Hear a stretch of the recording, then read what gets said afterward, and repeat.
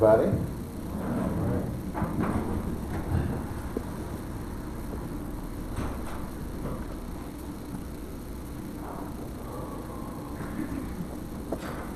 Do you know why we do everything in threes as Buddhists?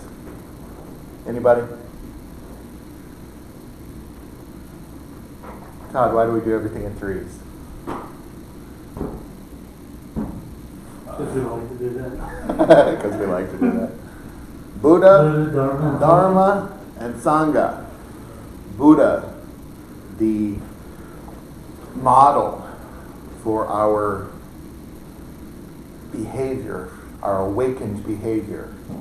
Dharma are the teachings that help us to learn our awakened behavior.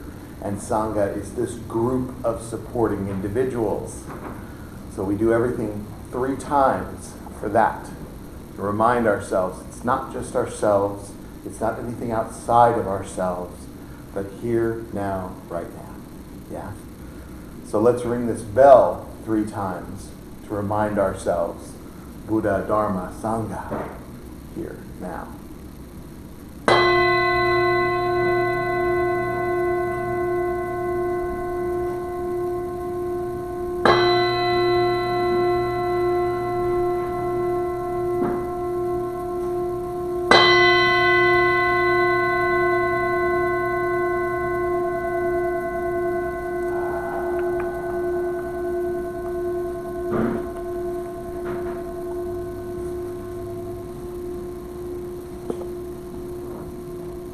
I'll begin with the path-clearing and wish-fulfilling prayer to Padmasambhava, and we'll follow that by our refuge prayer, once in Tibetan and 3 times in English. Dusam Sangye Guru Rinpoche Nungro Kunda Dewar Chen Poja Barche Kunsel Dudru Drakpotel Solwan Depso Jinji Lab Tu So Chinang Sangwei Barche Jiwadang Sampalunji Drupar Jinji Lob. Precious Guide, one with all the Buddhas of the 3 times, blissful presence and source of all spiritual accomplishments, fierce destroyer of illusion who dispels every obstruction, we pray to you for blessing, inspiration, and realization. Please remove all outer, inner, and secret obstacles and spontaneously fulfill our aspirations. Sangye chodang tsoki choknamla jongchuk bardu dakni kapsur chi daki jinsoki pe sonamki Drola Pinshir Sangye Drupar Shok. In Buddha, Dharma, and Sangha, we go for refuge until fully awakened through the power of generosity, ethics, patience, enthusiastic effort, concentration, and wisdom. For the sake of all beings, may we realize and demonstrate our innate goodness. In Buddha, Dharma, and Sangha, we go for refuge until fully awakened through the power of generosity, ethics, patience, enthusiastic effort, concentration, and wisdom. For the sake of all beings, may we realize and demonstrate our innate goodness. In Buddha, Dharma, and Sangha, we go for refuge until fully awakened through the power of generosity, ethics, patience, enthusiastic effort, concentration, and wisdom. For the sake of all beings, may we realize and demonstrate our innate goodness. The great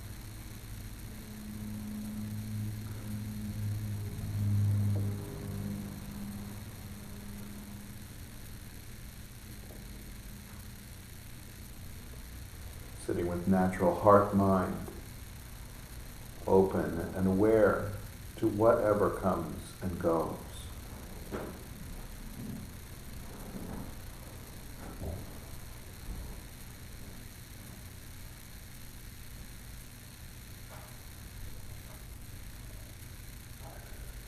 There's no need to relive the past or predict the future as we sit.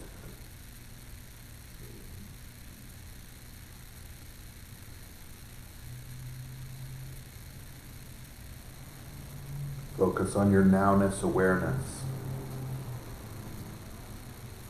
And remember, as we sit, there's nowhere else to go. Nothing to do or undo. Nothing to fix or fabricate. Nothing to manipulate. Nothing to control. We simply sit and breathe and be.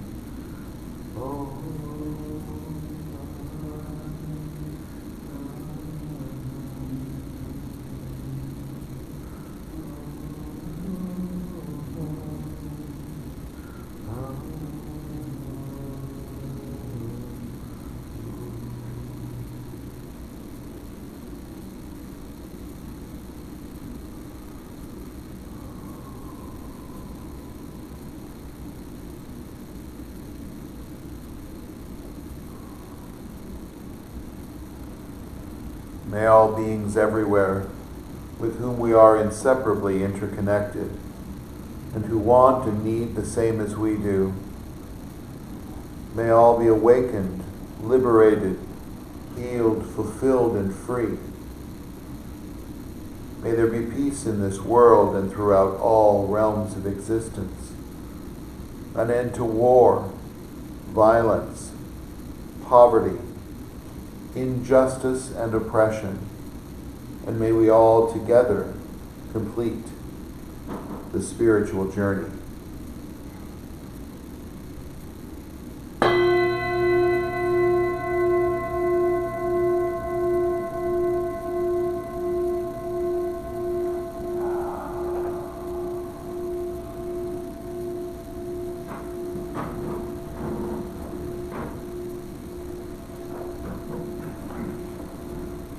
So Buddha,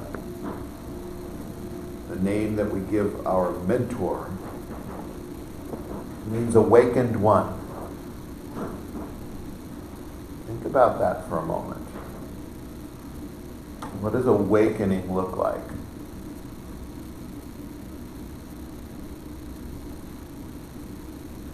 I think the closest to awakening is awareness. So think about how simple the idea of awareness is. What are you aware of right now? Take stock in your own experience right now. What are you aware of? How annoying it is, how many times I say awareness. You're aware of your physical form, maybe some discomfort. My back hurts. I think I'm going to sneeze. I have that sensation that's like right there. I'm aware of that.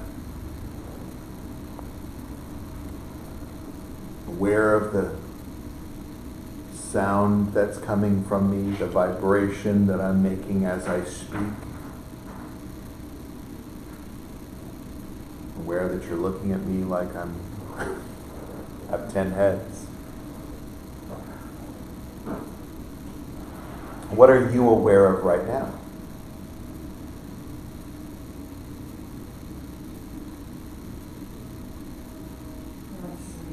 Sleepy? Yeah? Do you need a cookie? Okay, good. And coffee. Aware of the sensations that the body makes. Aware of the emotions that arise. And they might be attached to the physical sensations. They might be attached to the thoughts that are arising and falling and arising and falling, right? So how long can you stay like that? Aware of all those things.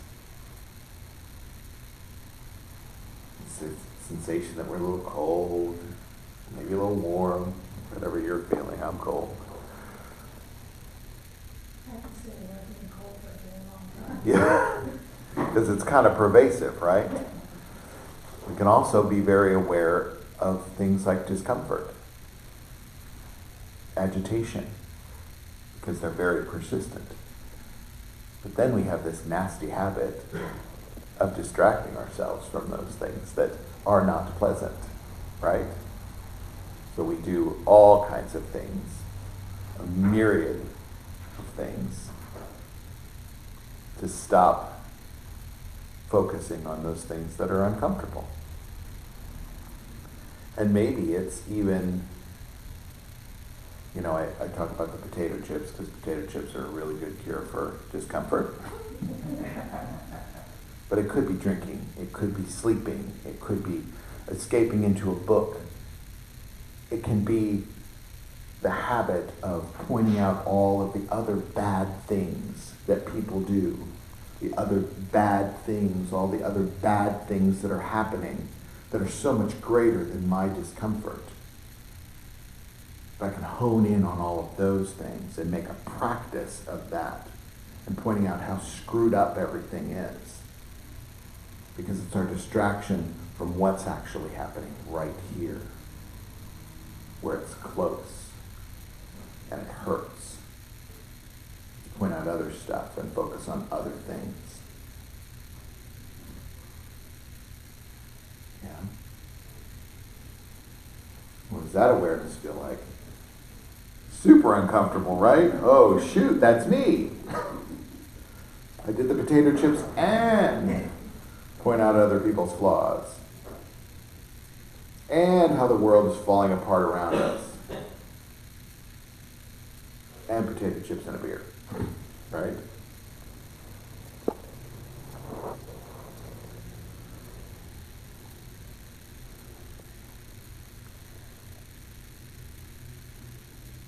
So think about awareness again. Okay, Can we get awareness on Amazon? I mean, I can check if you want it. Can you buy it?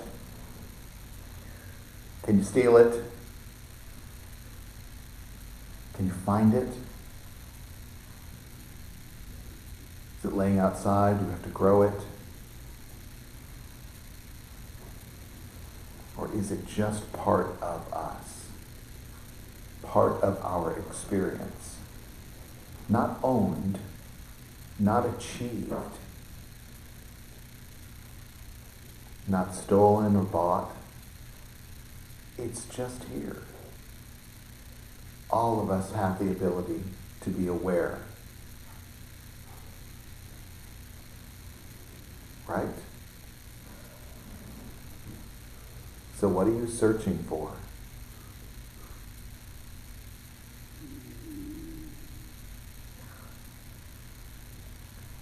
When it's right here.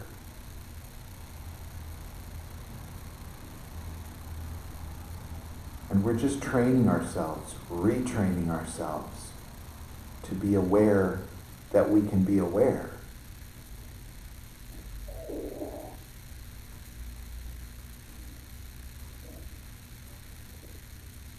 Super aware that my stomach's making a noise right now. If you can hear that, it's pretty entertaining. If an alien pops out of there, you'll know. So what are you searching for?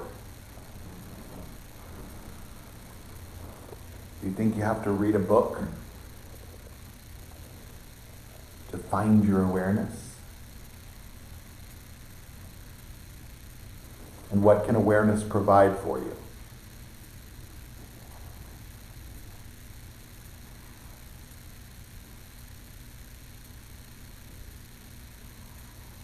Discomfort, comfort, all of the things that you experience. Simply a lens to see them. And when we see things as they are, and not how we want them to be, we see the reality of our experience. And then we can act with compassion. We can act with patience. We can act with kindness. Because we see that there's a perfection in things just as they are. Anger is perfectly angry. Broken is perfectly broken. Beautiful is completely beautiful. Joy is completely joyous. And nothing else. You are completely who you are, and nothing else. See things as they are, not as they ain't, as Lama Surya Das says.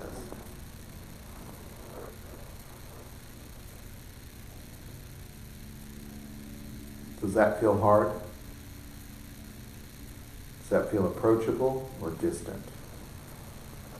Be honest.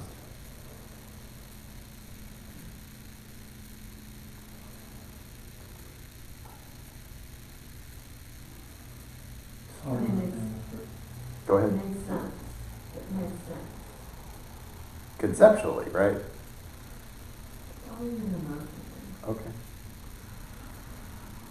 But, I feel like maybe there's a but at the end of that. No, not really. I think you're right. If we see reality, then we can act and use those words or those meanings of those words and put them into our action. I think that's spot on.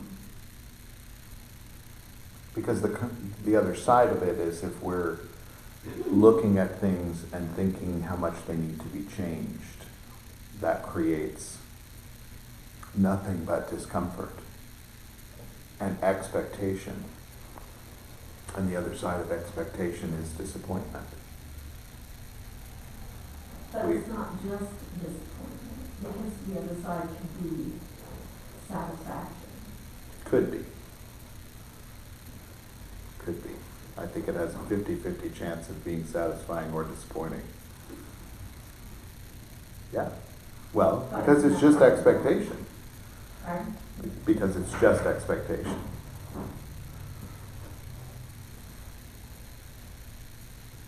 Just expectation. Expectation is what expectation is, right? And nothing else but it. It's not a command for satisfaction. Just because we expect something does not mean remotely that we will get what we want.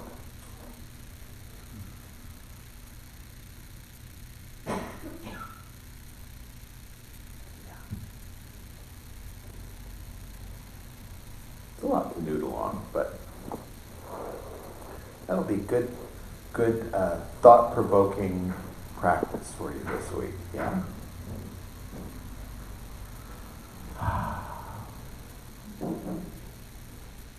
So as we begin to close today's practice, we'll read the 4 dharmas of Gampopa and Longchenpa, and then we'll close with our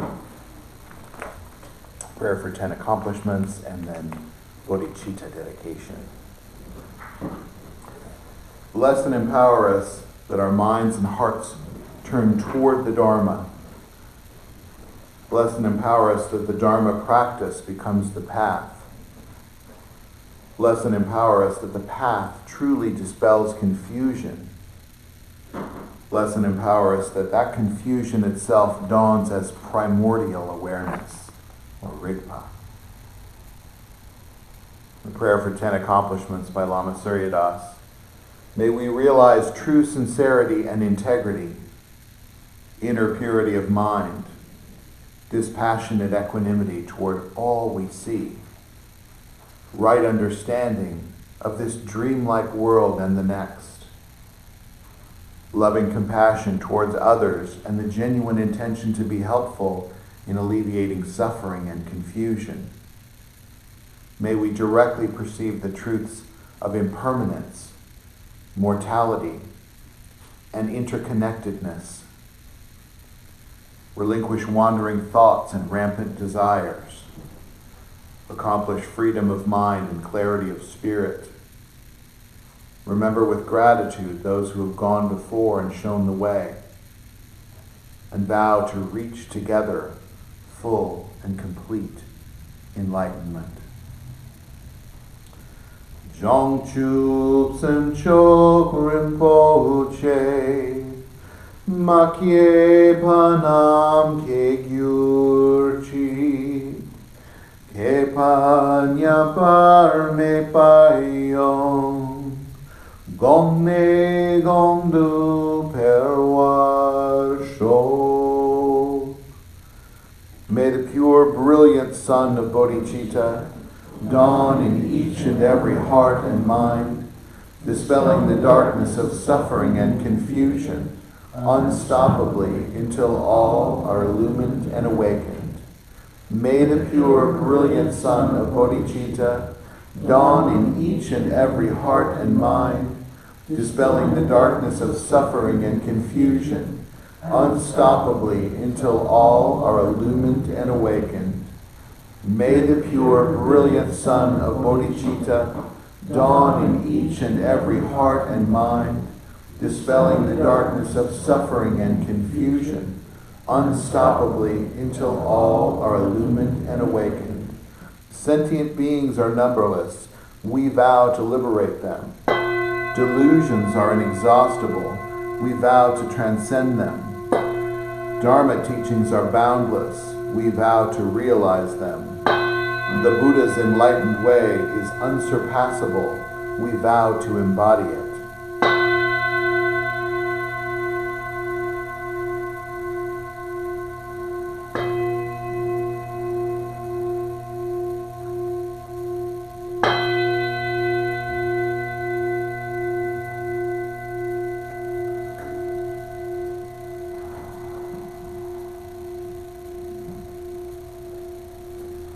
Thanks all you awakened Buddhas.